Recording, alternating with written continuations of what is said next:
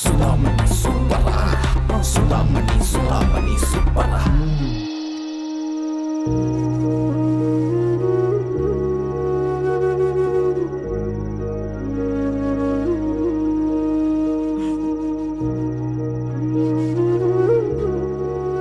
ചേച്ചി എന്താ രാത്രി ഇവിടെ വന്ന് ഒറ്റയ്ക്കിരിക്കുന്നേ? നാളെ മീനാക്ഷിന്റെ കോച്ചിങ് സെന്ററിലെ ഫീസ് കൊടുക്കണം. എന്ത് ചെയ്യണമെന്ന് എനിക്ക് ഒരു പിടിയുമില്ല. എത്രയാ ചേച്ചി? 75,000. ഈ ഒറ്റ വീട് കോളനിയിലെ എല്ലാവർക്കും ഉണ്ട് ഓരോരോ വേദനകൾ. എന്റെയും പ്രവീണിന്റെ കല്യാണം കഴിഞ്ഞിട്ട് 2 വർഷമായി. ഞങ്ങൾ ഒരുമിച്ച് താമസിച്ചത് ആകെ 1-2 ആഴ്ചയാ.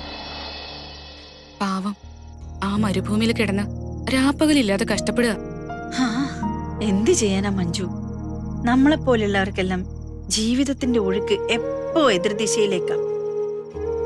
എത്ര നീന്തിയാലും ഒരു കര എത്തൂല. മാധുമ്മന്റെ കാര്യം എന്തായി? ഞാൻ ഹോസ്പിറ്റലിൽ പോയിരുന്നു. മറ്റന്നാ ഡിസ്ചാർജ് ചെയ്യുന്ന ഡോക്ടർ പറഞ്ഞത്. ഈശ്വരാ, ഞാൻ എന്നാ അങ്ങോട്ട് ചെല്ലട്ടെ ചേച്ചി? അമ്മ തനിച്ചേ ഉള്ളൂ. ശരി, ഞാൻ കുറച്ചേരം കൂടി ഇവിടെ ഇരുന്നോട്ടെ. മനസ്സിന് വല്ലാത്ത ഭാരം. ഒക്കെ ശരിയാവും, ധൈര്യമായിട്ടിരിക്കെ.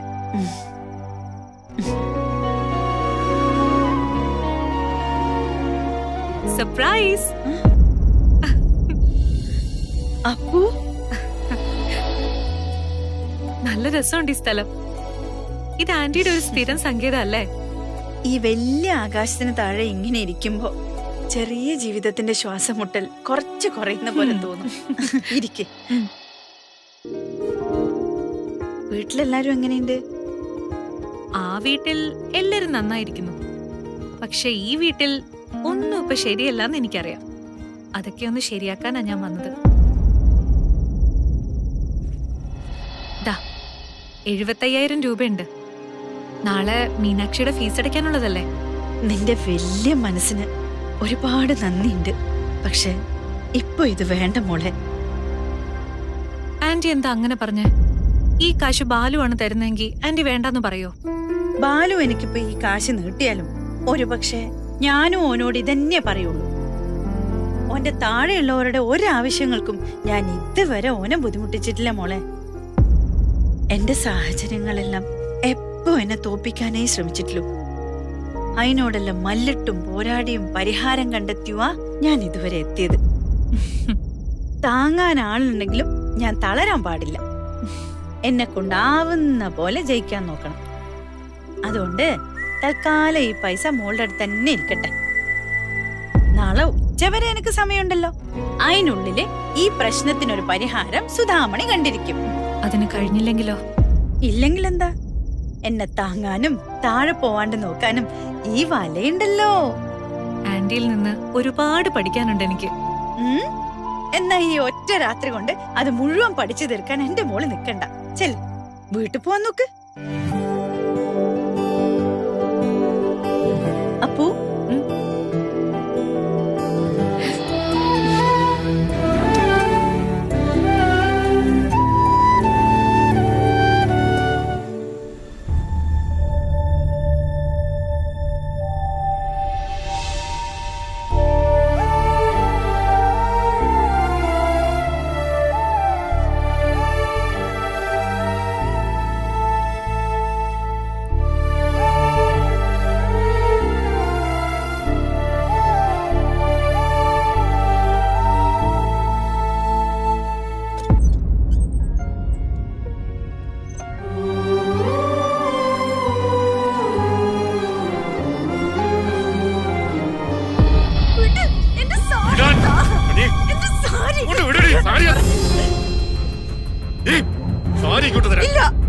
തരൂല ഞാൻ. എന്റെ അച്ഛൻ മാസങ്ങളോളം ഊണ് ഉറക്കോ ഇല്ലാതെ കഷ്ടപ്പെട്ട് നെയ്തെടുത്ത സാരി ഇത്. ഇതെനിക്ക് എന്റെ അച്ഛൻ സ്ത്രീധനമായിട്ട് തന്നതാ. പാരമ്പര്യമായിട്ട് കൈമാറി സൂക്ഷിക്കേണ്ട നിധിയാണിത്. ഇത് കൊണ്ടുപോയി വിറ്റു തെളിക്കാൻ ഞാൻ സമ്മതിക്കൂല. ഒരു നിധി ഇതെന്റെ അച്ഛന്റെ ഓർമ്മയാ. ഇതെന്റെ കുട്ടിക്ക് കൈമാറേണ്ട സമ്പത്താ. ഇതിന്റെ വില എന്താണെന്ന് നിങ്ങൾക്ക് അറിയില്ല. വിലയൊക്കെ എനിക്ക് അറിയാവടി. കൂടുതലൊന്നും പഠിപ്പിക്കണ്ട. സിറ്റിയിലെ ഏതെങ്കിലും നല്ലൊരു കടയിൽ കൊണ്ട് കൊടുത്താൽ 1.5 ലക്ഷം രൂപ കിട്ടും. നീ കൂടുതൽ വെള്ളത്തിലെടുത്താണല്ലോ ഈ സാരി മാത്രമല്ല നീ കൊണ്ടുപോയി ഞാൻ വിൽക്കും. താടി സാരി ഇല്ല. സാരി താടി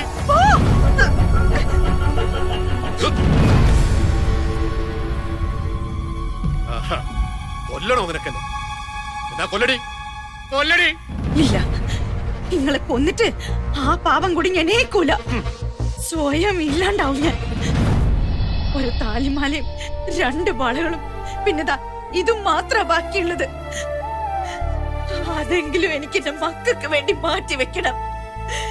മര്യാദക്ക് ഇവിടുന്ന് ഇറങ്ങിപ്പോ, അല്ലെങ്കിൽ നിങ്ങളെ കൺമുമ്പിൽ വെച്ച് ഞാൻ എന്റെ ജീവൻ ഒടുക്കും. പോവാനല്ലേ പറഞ്ഞേ?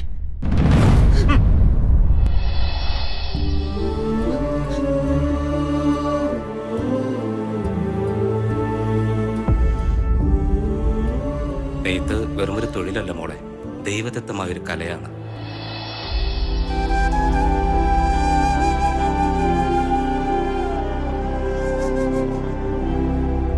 മോളെ അച്ഛനെന്ന് നെയ്ത്ത് പഠിപ്പിക്കാൻ പോവുക. ആൺകുട്ടികളല്ലേ സാധാരണ അച്ഛന്മാരെ നെയ്ത്ത് പഠിപ്പിക്കുക? ഞാനൊരു പെൺകുട്ടിയല്ലേ.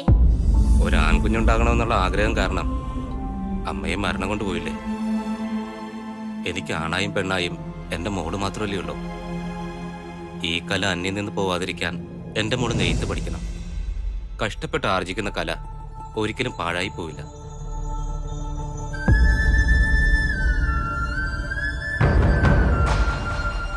പല നിറങ്ങളിലുള്ള പട്ടുനൂലുകൾ കൊണ്ട് നമ്മൾ നെയ്തെടുക്കുന്ന ഓരോ പട്ടുസാരിയും ഓരോ കഥകളാണ്.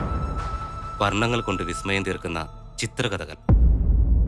ദാ ഇത് കണ്ടോ, നമ്മുടെ രാജ്യത്ത് കിട്ടാവുന്ന ഏറ്റവും നല്ല പട്ടുനൂലുകൾ വർഷങ്ങളുടെ അന്വേഷണം കൊണ്ട് കണ്ടെത്തി സ്വരുക്കൂട്ടി വെച്ച് അച്ഛനുണ്ടാക്കി സാരിയാ ഇത്, എന്റെ മോൾക്ക് വേണ്ടി. എനിക്കിപ്പോ എന്തിനാ സാരി? സാരി എടുക്കുന്നത് വലിയ കുട്ടികളല്ലേ. മോള് വലിയ കുട്ടിയായി കല്യാണം കഴിഞ്ഞ് ഈ വീട്ടിൽ നിന്ന് പോകുമ്പോ മോക്ക് തരാനുള്ള സമ്മാനം ഇത്. അച്ഛൻ എന്റെ മുത്തിന് തരുന്ന സ്ത്രീധനമായത്. സ്ത്രീധനായിട്ട് സ്വർണം പൈസയൊക്കെയല്ലേ ആൾക്കാർ കൊടുക്ക? സ്വർണത്തെക്കാളും പണത്തെക്കാളും ഒക്കെ വിലമതിക്കുന്ന ഒന്നാ ഈ പുടവ. ഇതിന്റെ വില ആർക്കും നിശ്ചയിക്കാൻ കഴിയില്ല. പഴയ രാജാക്കന്മാരും വലിയ കച്ചവടക്കാരും സമ്പന്നരായ ജന്മിമാരും ഒക്കെ അവരുടെ സമ്പത്തിന്റെ കണക്ക് പറയുമ്പോ ഇത്തരം വിലമതിക്കാനാവാത്ത പട്ടുവസ്ത്രങ്ങളും അതിൽപ്പെടും. അത്രയ്ക്ക് വില ഉണ്ടാവാ ഇതിന്? ഒരു നല്ല തുണിക്കച്ചവടക്കാരന് ഈ നൂലുകൾ കണ്ടാലറിയാം അതിന്റെ മൂല്യം. നന്നായി സൂക്ഷിച്ചു വച്ചാൽ ഇത്തരം പട്ടുസാരികൾ 300 വർഷം വരെ ഒരു കേടുപാടും കൂടാതെ ഇരിക്കും. ഞാൻ എങ്ങനെയാ 300 വർഷം ജീവിക്കുക? എന്റെ കുട്ടി കല്യാണം കഴിഞ്ഞ് ഇതുപോലൊരു മോളുണ്ടാവുമ്പോ ഇത് അവൾക്ക് കൊടുക്കണം. ഇനി ഒരു മോനാണെങ്കിൽ അവന്റെ ഭാര്യയ്ക്ക് കൊടുക്കണം. അങ്ങനെയാണ് ഇത് തലമുറ കൈമാറി നമ്മൾ സൂക്ഷിക്കേണ്ടത്. എന്റെ ജീവിതകാലത്തിനിടയിൽ ഇത്രയും ശ്രേഷ്ഠമായ ഒരേ ഒരു പട്ടുസാരി നെയ്തുണ്ടാക്കാനേ എനിക്ക് കഴിഞ്ഞുള്ളൂ. അതുകൊണ്ട് മോളിത് സൂക്ഷിച്ചു വെക്കണം, നിന്റെ അടുത്ത തലമുറയ്ക്കും അതിന്റെ അടുത്ത തലമുറയ്ക്കും വേണ്ടി. ഇത് ഞാൻ സൂക്ഷിച്ചു വെച്ചോളാം. എന്ത് കഷ്ടം വന്നാലും ഞാൻ ആർക്കും കൊടുക്കില്ല.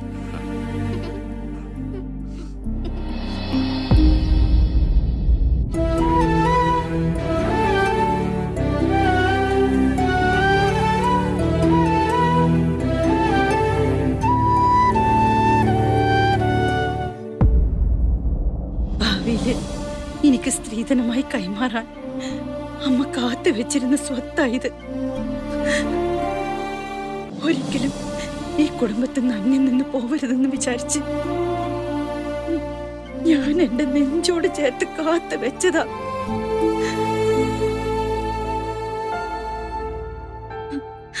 സാരമില്ല,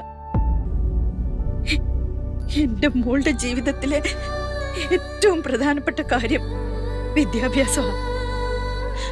വിദ്യാധനത്തേക്കാൾ വലുതല്ല ഒരു സ്ത്രീധനവും. നിന്റെ പഠനത്തിന് വേണ്ടി ഇങ്ങനെ ഒരു തീരുമാനമെടുക്കേണ്ടി വന്നതിൽ അമ്മയ്ക്ക് ഒരു കുറ്റബോധവും ഇല്ല.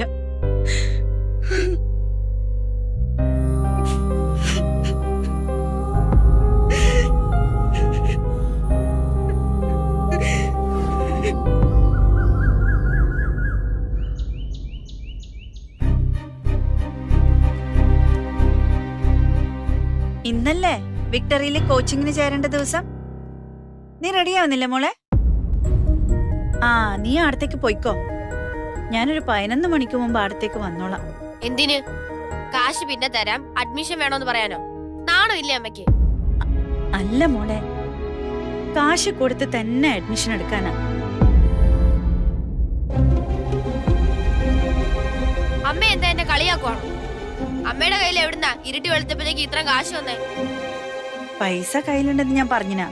പക്ഷെ ഫീസ് കൊടുക്കാൻ ഇന്ന് ഉച്ചവരെ സമയമുണ്ടല്ലോ, അതിനുള്ളിൽ പൈസയെല്ലാം ഉണ്ടാവും. ശരിക്കും? യു ആർ അമേസിംഗ് അമ്മ.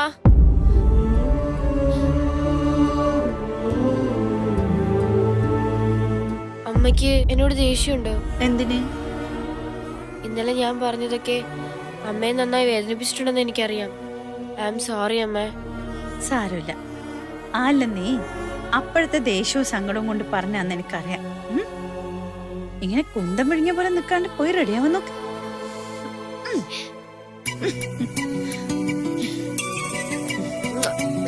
ശരി.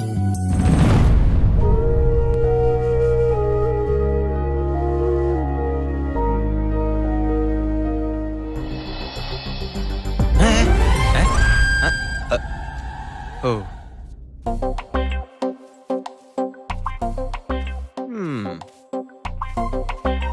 അമ്മയ്ക്കെന്താ സുഖമില്ലേ? പോടാടുന്നു, എനിക്കൊരു കുഴപ്പമില്ല. അല്ല, രാവിലെ എന്റെ മുഖത്ത് വെള്ളം ഒഴിച്ചില്ല, അതുകൊണ്ട് ചോദിച്ചതാണേ. ഓ, കോളനിയിൽ ഇപ്പൊ തന്നെ വെള്ളത്തിന് വല്ലാതെ ക്ഷാമ. ഇനി ഇന്റെ മുഖത്തും കൂടി ഒഴിച്ചു കളയാൻ ഇല്ലാത്തോണ്ടാ. ആ, നീ വേഗം ഒന്ന് റെഡിയായിട്ട് വന്നേ. എന്നെ അത്യാവശ്യമായിട്ടൊരു സ്ഥലം വരെ ഒന്ന് കൊണ്ടുപോകണം. എങ്ങോട്ടാ? ആ, എല്ലാം പറയാ. നീ ആദ്യം പോയിട്ട് റെഡിയായിട്ട് വാ. അമ്മേ, എന്തോ ഒരു കള്ളക്കളി ഉണ്ടല്ലോ ചെക്കന്.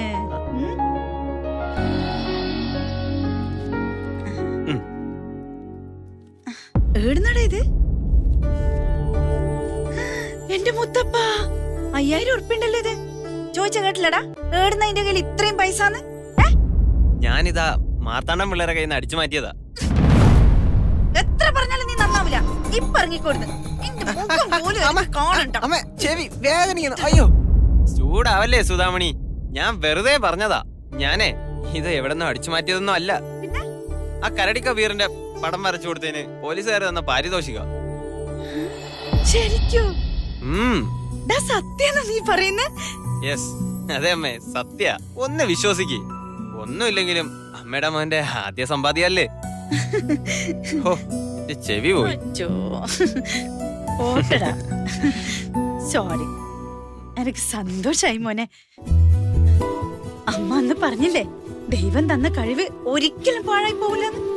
ഈ പൈസ നീ എനക്ക് തരണ്ട, ഇത് കൊണ്ടുപോയിട്ട് കൊടുക്കാനുള്ളവർക്ക് കൊടുക്ക്. 5000 എങ്കിൽ 5000. ഇന്റെ ഒരു കാലെങ്കിലും രക്ഷപ്പെടൂടാ. എന്നിട്ട് അടുത്ത കാലം കൂടി അവന്മാര് തച്ചൊടിക്കുന്നതിന് മുമ്പ് ബാക്കിയുള്ള കടം കൂടി തീർക്കാൻ നോക്ക്. ആ, ഇങ്ങനെ ഇളിച്ചോണ്ട് നിക്കാണ്ടേ വേഗം പോയി റെഡി ആയിട്ട് വാച്ചക്ക. സമയം പോന്ന്. എനിക്കൊരു സ്ഥലം വരെ പോവാനുണ്ടെന്ന് പറഞ്ഞില്ലേ? ഓ, അമ്മയ്ക്കൊരു ഓട്ടോ പിടിച്ചു പോയാ എന്താ? വീട്ടിലൊരു സ്കൂട്ടറും സ്വന്തം ഡ്രൈവറും ഉള്ളപ്പോ ഞാൻ എന്തിനാണ് ഓട്ടോ പിടിച്ചു പോകുന്നേ?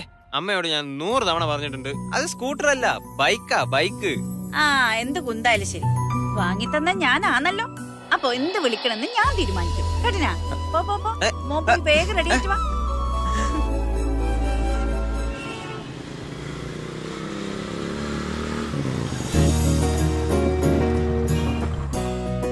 സ്കൂട്ടർ സ്റ്റാൻഡിൽ വെച്ചിട്ട് നീ കേറി വാടാ. അമ്മ, ഇത് സ്കൂട്ടർ അല്ല, ബൈക്കാ, ബൈക്ക്. ഈ അമ്മയുടെ ചില നേരത്തെ ഒരു സ്വഭാവം.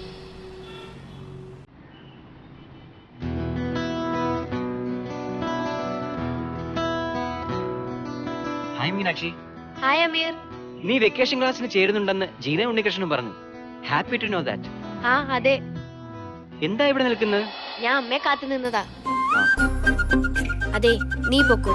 നിന്നെ എന്റെ ഒപ്പം കണ്ട അമ്മ അപ്പ പുകില് തുടങ്ങും. നമ്മൾ വെറുതെ സംസാരിച്ചു നിൽക്കുന്നത് അമ്മ കണ്ട എന്താ കുഴപ്പം? കുഴപ്പമുണ്ട്. നിനക്ക് ശരിക്കും എന്റെ അമ്മ അറിയില്ല. നമുക്കൊരു കൂൾ ഡ്രിങ്ക്സ് കഴിക്കാൻ പോയാലോ? ആ, ബെസ്റ്റ്. നീ ഒന്ന് പോയേ. നിന്റെ അമ്മ എപ്പോഴാ വരുന്നേ? 11 മണിക്ക് വരാന്നാ പറഞ്ഞത്. 11 മണി 10:45 ഉള്ളൂ. നിന്റെ അമ്മ വരാൻ ഇനി സമയമുണ്ട്. പ്ലീസ് വാ മീനാക്ഷി, നമുക്കൊന്ന് ചില്ലാവന്നേ. ആ, വാ, അങ്ങോട്ട് പോവാം. വാ. ഒരു സാരി. പറഞ്ഞോളൂ മാഡം, ഏത് സാരി വേണ്ടത്? സിൽക്കാണോ കോട്ടൺ ആണോ? അതല്ല, ഞാൻ സാരി വാങ്ങാനല്ല വിൽക്കാനാ വന്നത്. അയ്യോ മാഡം, ഇവിടെ സാരി വിൽപ്പനയേ ഉള്ളൂ. ഞങ്ങൾ കസ്റ്റമേഴ്സിന്റെ കയ്യിൽ നിന്ന് സാരി വാങ്ങാറില്ല. അല്ല, ഇതൊന്നും നോക്കിയേ. പഴക്കമുണ്ട്. അതെ, പഴയതാണ്. പക്ഷെ ആരും ഉപയോഗിച്ചിട്ടില്ല. പിന്നെ നിങ്ങൾ വിചാരിക്കുന്ന പോലെ നിസ്സാരപ്പെട്ടൊരു സാരി അല്ല ഇത്. ഇതാ നോക്കിയേ. അമ്മേ, അമ്മ എന്ത് ഭ്രാന്താണ് ഈ കാണിക്കുന്നത്? ഈ പഴഞ്ഞ സാരി കൊണ്ടുവന്ന് ഇതുപോലൊരു ഷോപ്പിൽ വിൽക്കാൻ നോക്കിയാ അവരെടുക്കോ? നീ മിണ്ടാണ്ടിരിക്കും. എന്നോട് ഞാൻ എന്തൊക്കെ പറഞ്ഞിനാ? അതല്ല, ഈ പട്ടിനെ പറ്റിയും അതിന്റെ നിലവാരത്തിനെ പറ്റിയും കുറച്ചെങ്കിലും അറിയുന്ന ആരെങ്കിലും ഉണ്ടോ അവിടെ? ഉണ്ടെങ്കിൽ ഒന്ന് വിളിക്കോ, ഞാൻ അയാളോട് സംസാരിച്ചോളാം. ഞാൻ കുറച്ചു കാലമായി ഈ ജോലി ചെയ്യുന്ന ആളാ. എനിക്ക് പട്ടിനെ കുറിച്ചും അതിന്റെ പ്രൈസിനെ കുറിച്ചും ഒക്കെ നല്ല ബോധ്യമുണ്ട്. എന്തായാലും ഇത് ഇവിടെ എടുക്കാൻ ഉദ്ദേശിക്കുന്നില്ല. നിങ്ങൾ വേറെ ഏതെങ്കിലും കട നോക്കണം. രമേശ്, അവരെ പറഞ്ഞുവിടാൻ വരട്ടെ. ഞാനൊന്ന് നോക്കിക്കോട്ടെ മാഡം. ഇതാ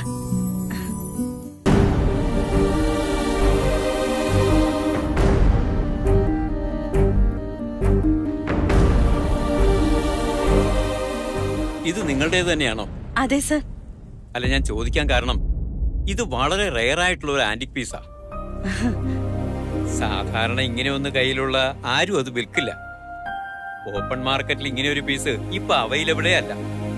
എന്റെ അച്ഛനൊരു നെയ്ത്ത് കലാകാരനായിരുന്നു.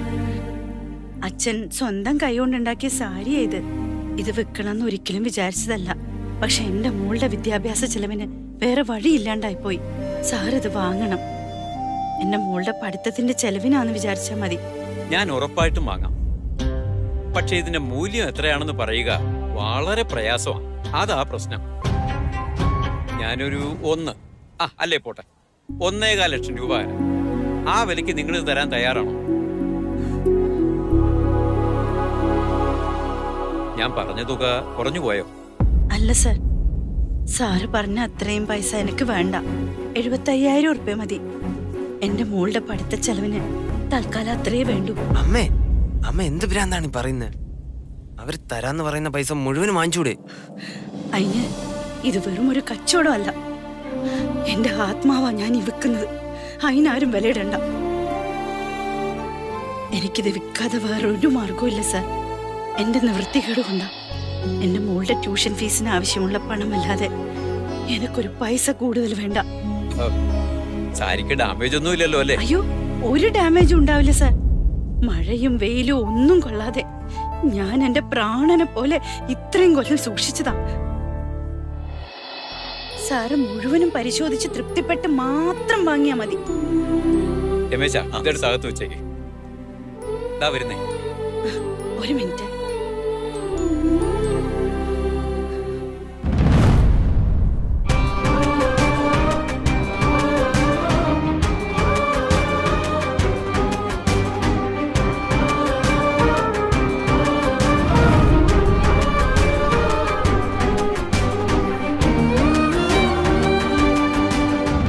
ജീവിതകാലത്തിനിടയിൽ ഇത്രയും ശ്രേഷ്ഠമായ ഒരേ ഒരു പട്ടുസാരി നെയ്തുണ്ടാക്കാനേ എനിക്ക് കഴിഞ്ഞുള്ളൂ. എന്റെ കുട്ടി കല്യാണം കഴിഞ്ഞ് ഇതുപോലൊരു മോളുണ്ടാവുമ്പോൾ ഇത് അവൾക്ക് കൊടുക്കണം. ഇനി ഒരു മോനാണെങ്കിൽ അവന്റെ ഭാര്യയ്ക്ക് കൊടുക്കണം.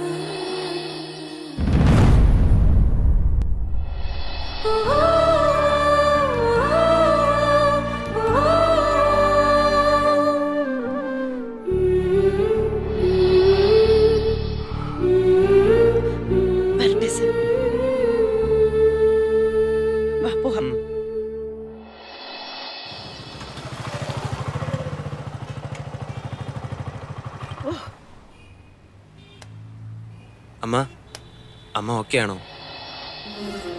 എന്റെ അമ്മ എപ്പാടാ ഓക്കെ അല്ലാത്ത? അമ്മ വെറുതെ അഭിനയിക്കണ്ട. അമ്മയുടെ മനപ്രയാസം എനിക്ക് നന്നായിട്ടറിയാം. ആ സാരി അമ്മേ, നമ്മളെ മീനുവിന് വേണ്ടിട്ടല്ലേ. ഓക്ക് വേണ്ടി ഇതൊന്നുമല്ല. ഇതുപോലത്തെ 1000 നഷ്ടങ്ങൾ ഞാൻ സഹിക്കും. നീ പൊയ്ക്കോ. മീനുവിന്റെ അഡ്മിഷൻ ശരിയാക്കിയിട്ട് ഞാൻ വരാം. ചെല്ലു. സൂക്ഷിച്ചു പോണേ. ശരി.